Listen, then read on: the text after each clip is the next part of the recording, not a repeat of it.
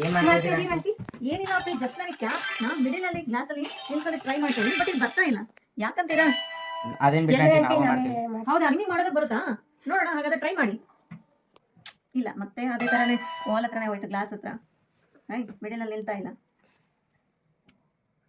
Okay, ನೀನು try ಮಾಡು ಶ್ರೀನಿಧಿ, ನಿಮಗೆ ಏನಾದರೂ ಬರುತ್ತೆ ನೋಡೋಣ. ಓಕೆ, ನೀನು ಬೇರೆದಾ? ಓಕೆ, ಕ್ಯಾಪ್ ನೀವಾದರೂ ಅದು ಮಿಡಿಲ್ ಅಲ್ಲಿ ನಿಲ್ತಾ ಇಲ್ಲಲ್ಲ? ಏನು ರೀಸನ್? ಹಾಫ್ ವಾಟರ್ ತಗೊಂಡಿದ್ದೀವಲ್ಲ, ಅದ್ರ ಬದಲಾಗಿ ನಾವು ಫುಲ್ ವಾಟರ್ ಹಾಕಿ ನೋಡೋಣ ಏನಾಗುತ್ತೆ ಅಂತ. ಓಕೆ, ಸೊ ಫುಲ್ ವಾಟರ್ ಹಾಕಿದ್ರೆ ಏನಾಗುತ್ತೆ? ಅದು ಕ್ಯಾಪ್ ಮಿಡಲ್ ಅಲ್ಲಿ ಬರುತ್ತಾ ಬರಲ್ಲ? ಟ್ರೈ ಮಾಡೋಣ. ಓಕೆ,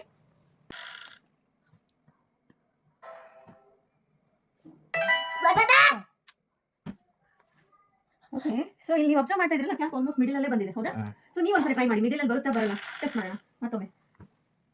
ಓಕೆ, ನೀವು ಟ್ರೈ ಮಾಡಿ. ಈಗ ನೀವೆಲ್ಲ ಹಿಡಿಯೋದು ಮಿಡಲ್ ಅಲ್ಲಿ ಹೋಗುತ್ತೆ ಈಗ. So wherever you keep a cap on a glass, so definitely it goes to the middle of the water, right? So ಯಾಕೆ, ಏನು ರೀಸನ್ ಇರ್ಬೋದು ಅಂತ ನೋಡೋಣ ನಾವು. ಹಾಫ್ ಫಿಲ್ಡ್ ವಾಟರ್ ಗ್ಲಾಸ್ ಇದೆ. ಇಲ್ಲಿ ಸರ್ಫೇಸ್ ಟೆನ್ಷನ್ ಇಂದಾಗಿ ವಾಟರ್ ಅಪ್ವರ್ಡ್ ಕಡೆ ಮೂವ್ ಆಗಿದೆ. ವಾಲ್ಸ್ ಹತ್ರ ನಾವು ಅಬ್ಸರ್ವ್ ಮಾಡ್ಬೋದು. ಸೊ ಅದಕ್ಕಾಗಿ ಈ ಕ್ಯಾಪ್ ಏನಾಗ್ತಾ ಇದೆ, ಟುವರ್ಡ್ಸ್ ಗ್ಲಾಸ್ ಮೂವ್ ಆಗ್ತಾ ಇದೆ, ಹೌದಾ? ಸೊ ಇದಕ್ಕೆ ಕಾರಣ ಬಂದುಬಿಟ್ಟು surface tension and meniscus force ಅಂತಲೂ ಕರಿತೀವಿ.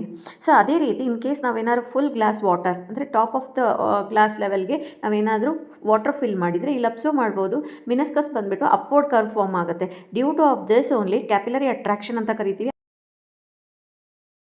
ಕ್ಯಾಪ್ ನೀವೆಲ್ಲೇ ಇಟ್ಟರೂ ಸಹ ಅದು ಸೆಂಟರ್ಗೆ ಬಂದು ನಿಲ್ಲುತ್ತೆ, ಗ್ಲಾಸ್ ಮಿಡಲ್ ಆಫ್ ದ ವಾಟರಲ್ಲಿ, centre of ಗ್ಲಾಸ್ಗೆ.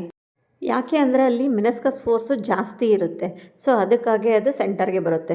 For better understanding science concepts, please share and subscribe, comment below.